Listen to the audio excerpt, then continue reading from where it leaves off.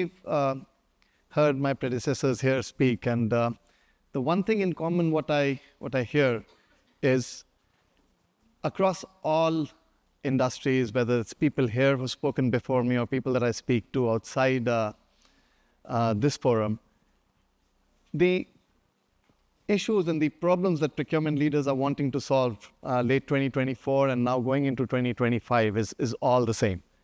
We are all trying to solve the same problem, navigating rapidly shifting global environments.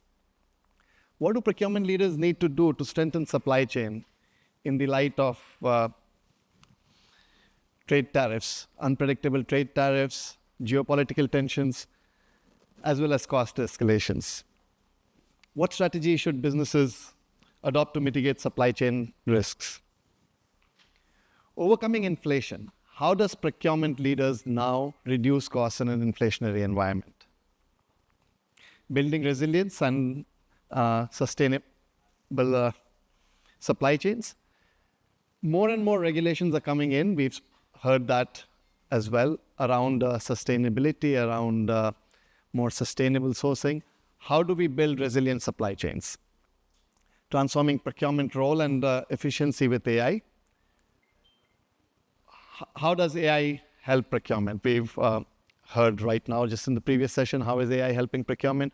What are the use cases? There are certain organizations which have the capacity to invest in AI. There are certain organizations that are taking a wait and watch approach. Whether you like AI or you hate AI, you can't ignore AI, right? Procurement leaders are deciding what are the tools we want to invest in AI, whether these investments are going to give them long-term benefits or not. And similarly, meeting the need for new procurement skill sets, whether it is training our existing team members, managing change with our team members. There's nervousness all around amongst our team members. Is what's AI going to do? How does AI impact your team members' roles, your team members' jobs, managing them, bringing in the right training, hiring the right people to bring in. So these are some of the areas where procurement leaders are trying to focus on in 2025. And us at GEP, we are at the forefront of AI-led digital and AI-led procurement and supply chain transformation. So I'm going to spend a little more time today talking about what we've done through AI for our clients. Obviously, reduction of costs. We heard cost reduction is the number one priority for any procurement leader. This is not new, obviously. Procurement leaders reducing costs have been their number one priority since procurement came into a more evolved department. How are we've helped our clients reduce costs through AI, through knowing, through looking at intelligent category management, bringing in price trends and into their category management strategy through AI and helping them reduce cost. Boosting supply chain resilience with the geopolitical tensions, with supply chain disruptions all over. Earlier last year, there was the West Asia conflict, supply chain disruptions there. Obviously, the Ukraine conflict led to certain supply chain disruptions in the direct material space. How did we build resilience? A lot of it through human intelligence, a lot of it through manual intelligence. Through this, also helping our clients bring in more sustainability, improving their profit margins, and obviously optimizing inventory and working capital.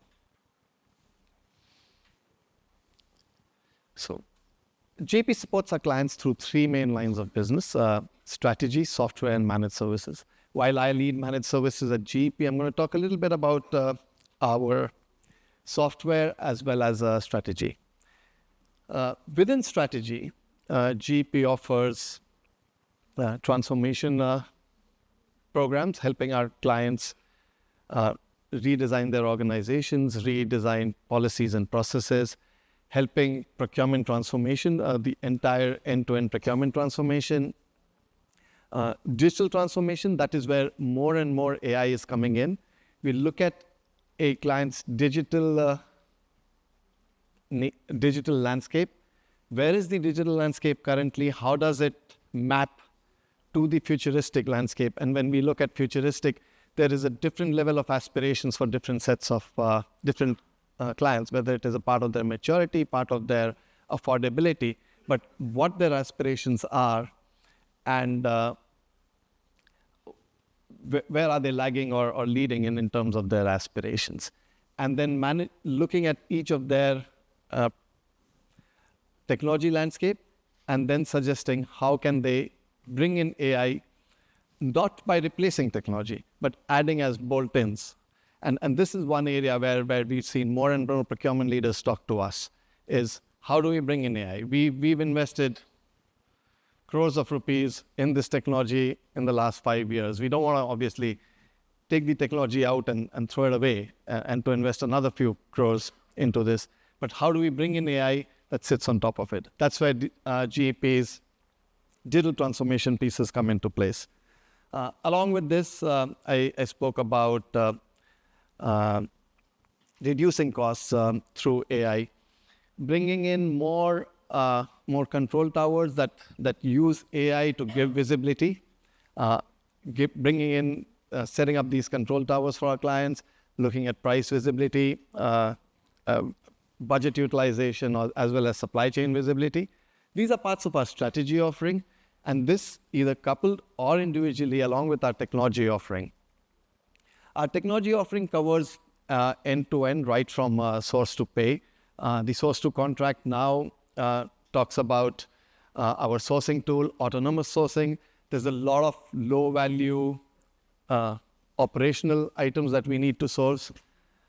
Again, how do we bring in more autonomous sourcing, more technology-enabled sourcing? Our tools can even help our clients run these sourcing programs without the need of any procurement FTEs or procurement employees.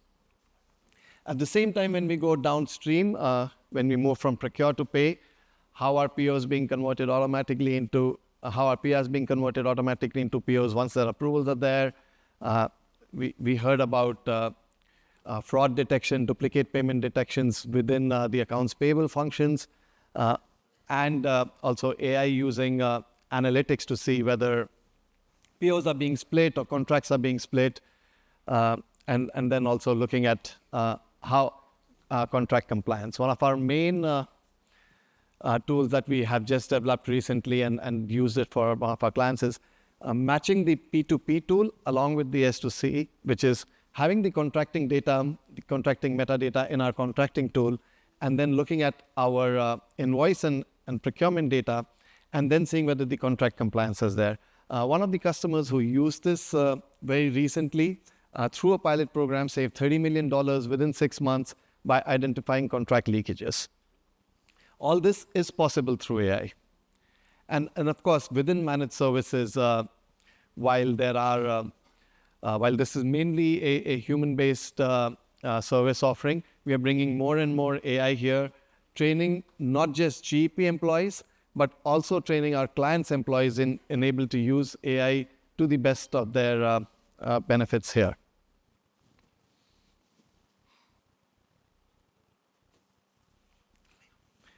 A little bit more about GEP. We've been in business for the last 25 years, have always prided ourselves as being a technology-enabled procurement and supply chain services provider.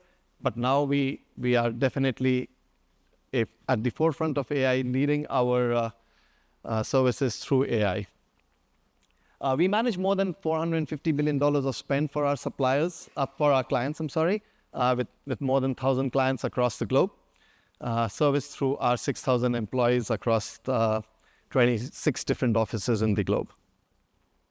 Our clients are from 30 different industry verticals and almost at all continents in the world, with presence in 120 countries.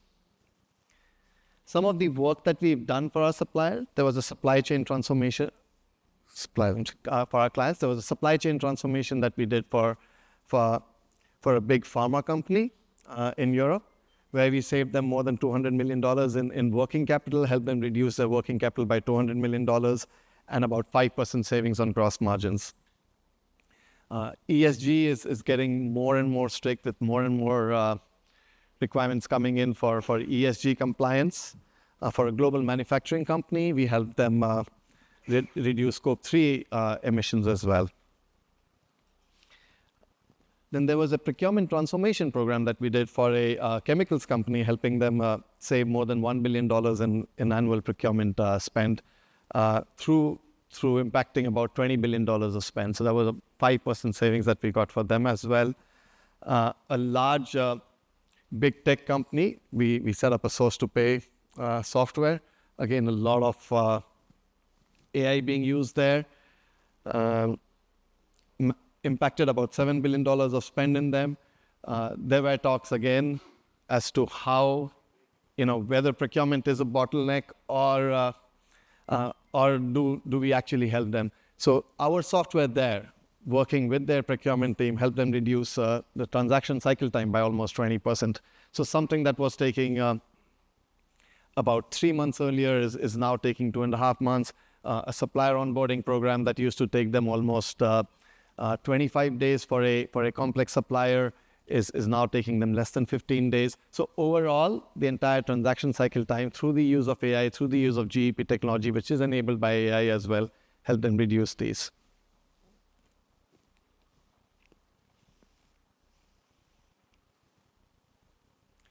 So while we are a global company with offices, with 26 different offices across the globe, we have 5 offices in India. India is our largest center for GEP. We are headquartered in New Jersey and started in 1999. Our first overseas office was in India, and this office was set up in the year 2000. India was never set up as a back office or as a BPO, even though that was the time when BPOs were coming in. We truly believed, and I'm sure all the leaders here will agree with me, is that there is a lot of procurement talent in India. And India is not just a hub for IT and tech talent. So that's where we started off. We did not think of our office in India as a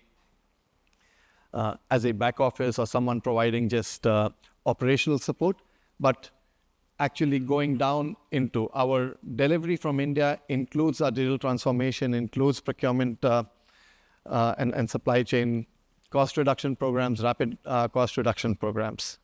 The largest delivery center in India is in Mumbai, and then we also have a delivery center in Hyderabad, which also helps with our technology. There's a lot of engineering talent in Hyderabad and Mumbai. Post-COVID, we all went through the pain of the great resignations of 2021 and 2022. We felt the need to take our offices towards our people, have a more closer to home location for our employees, and that's where we set up Coimbatore. It was set up as a small office with about 50 people, and we are now at 500 people already within 2 years at Coimbatore. And then along with this, we also have satellite offices in the Delhi region and Bangalore.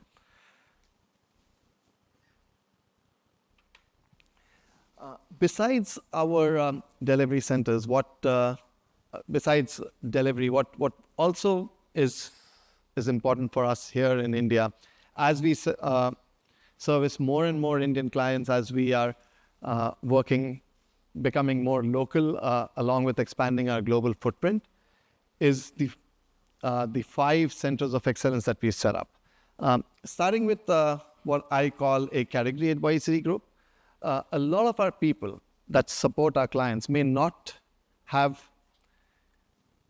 category knowledge or supply-based knowledge across all the regions. Now, let's say one of our customers wanted to have a building repair in Mohali, and then we obviously did not know the local suppliers there for the person that was working on it.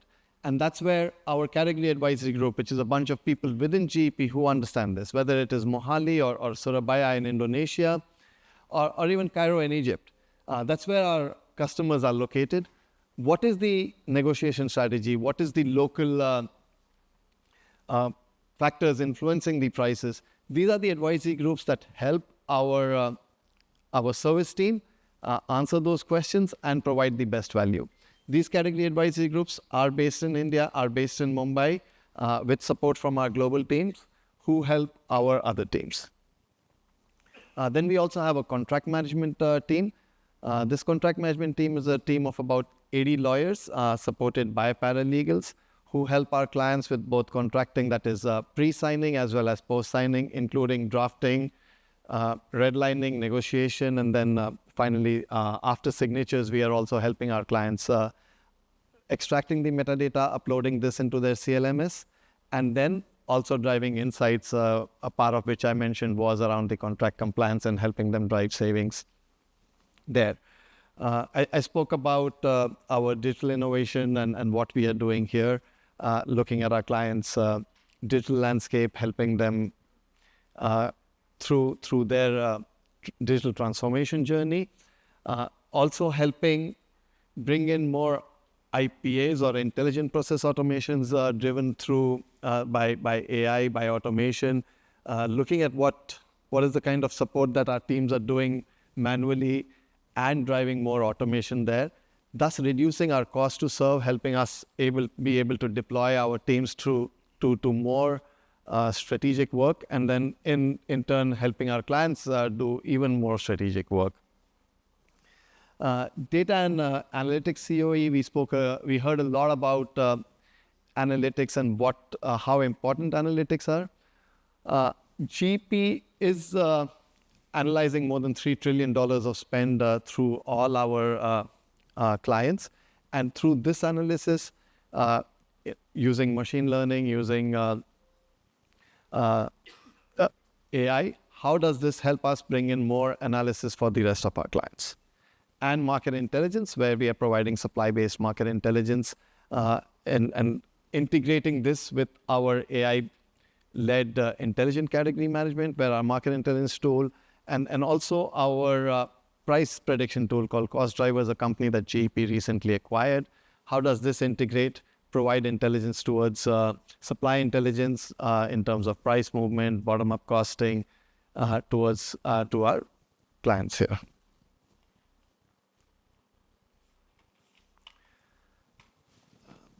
This is very busy, and I've spoken a little bit about this. Our services in S2C start right from your strategy and transformation, going into sourcing support, category management, sourcing execution, contracting. And then when we go down towards procure to pay, I'll talk a little bit about that. But within S2C, as I mentioned, manage $450 billion of spend for our clients, $3 trillion of spend that we analyze. Also process about 50 million transactions annually. Our teams comprise of more than 600 Six Sigma experts with 450 data scientists. We have developed more than 350 bots for our clients, intelligent bots, and more than 5,000 ready to use RPAs as well. While India supports mainly English as a language, our global teams have capabilities in more than 25 languages. We have a booth outside, and my colleagues are here, Binu, Meenakshi, and Aishwarya. I do request you to please visit our booth, follow us, and ask any questions that you would like to ask us there. We can have questions.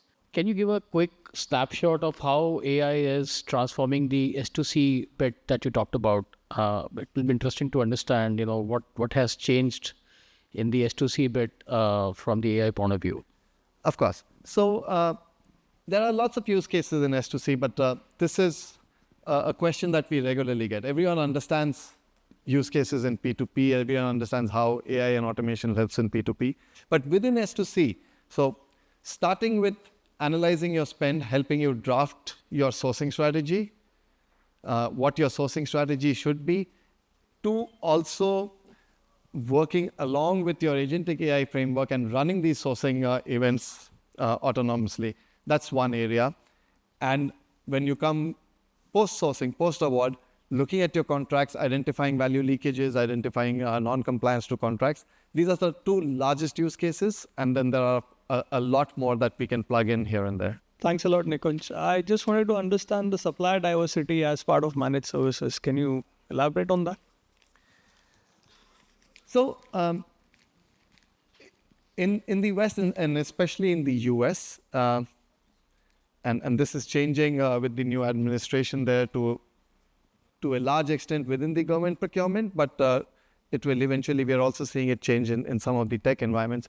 But there's a lot of emphasis on being able to bring in a more diverse supplier base, whether it is women-led industries or companies owned by veterans. What we do, one, as a part of our sourcing in managed services, we will try and include a diverse supplier for every RFP that our teams are working, and then this is more for American companies, where diversity was a lot more important in 2024. And I'm sure we are all waiting and watching how this shapes out in 25. Personally, GP, whatever the world is talking about, whatever social media is talking about, we still value diversity very well, and we hope this remains as a area of focus for the world. But we include diverse suppliers in our RFPs. We are also analyzing historic spend to see what is the diverse supplier spend that is there, comparing it with your targets, and how do we increase it, letting our clients know that this is where you're falling short of spend on diversity, and this is where you need to increase diverse spend.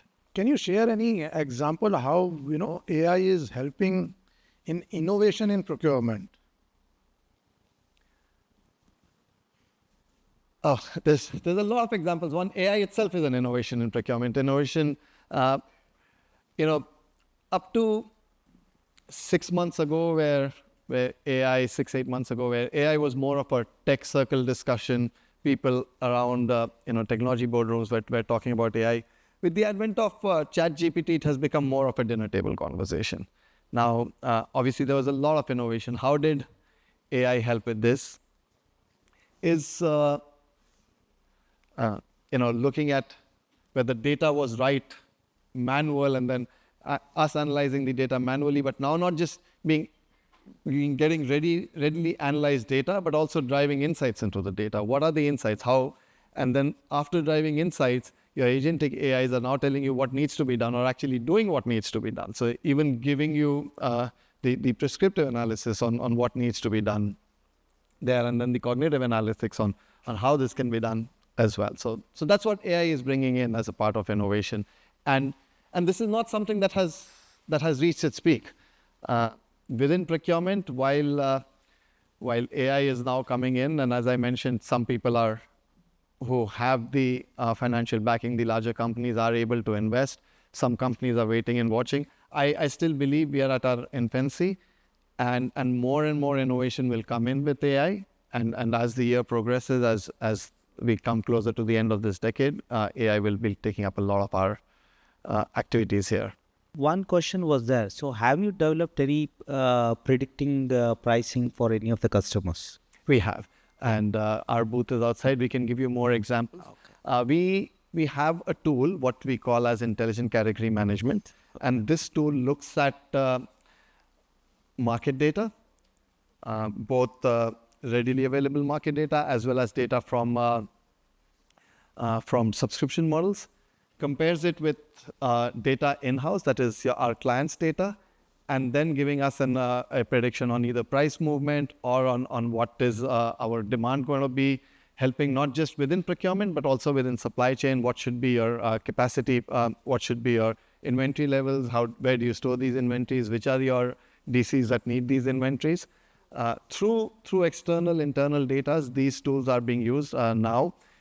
It's not new. This was always being done by humans earlier, but now it's being done more by AI and helping us get more deeper insights.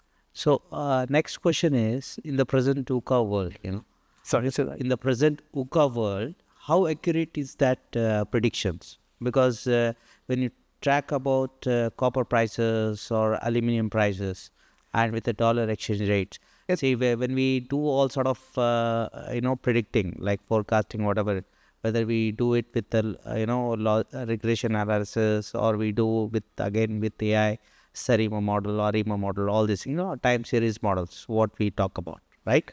So my question to you is, how accurate the data is? Like, if based on this data, can I book a copper?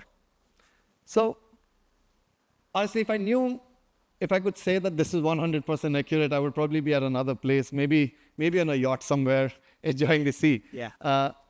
although it's a very difficult question to answer on the accuracy of these, but we do believe that if the factors remain constant, the world today is seeing such a rapid shift in the environment with changes happening overnight. There's something yesterday is not holding true today. If the factors remain constant, these analytics and these predictions would be very accurate. We have we acquired a company called Cost Drivers that gives commodity pricing. And we believe it's fairly accurate. And a lot of our customers are taking advantage of that and booking their commodities at pricing based on these analysis. Okay. Thank you. Thank you so much.